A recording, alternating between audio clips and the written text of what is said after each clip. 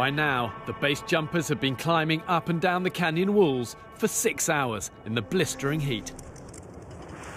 One way of making sure you can retrieve your rope after you've rappelled on it is to use what I call a kamikaze knot. Sounds dangerous, but actually it's a really ingenious way of rappelling and then releasing a rope. What you have got to make sure though is once that knot is set, you keep it under tension. As soon as you release that tension, it's going to break free. Once this is tied, you end up with 3 strands of rope, hitch to the top, hitch to the bottom. You find the middle strand and you cut it. That's the kamikaze bit, because from now on, you've got to keep tension on it. The minute you release the tension, that's going to come apart, which is good, because it means you retrieve your rope as long as you're down. That's why they call it the kamikaze. And that's why I'd only use it as a last resort.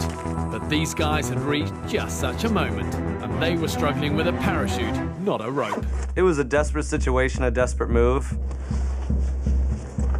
It was the most terrifying spot I'd been in, being on a corner of this cliff and having handholds and knowing that if anything went wrong, not only would I take out the people below me, but, you know, we were all done at that point.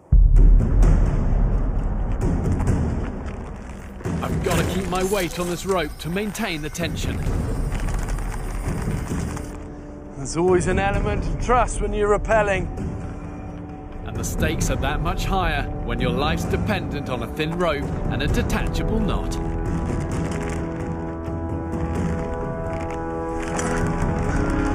And once you're down, you can give it a good flick, release the tension, and it should come off.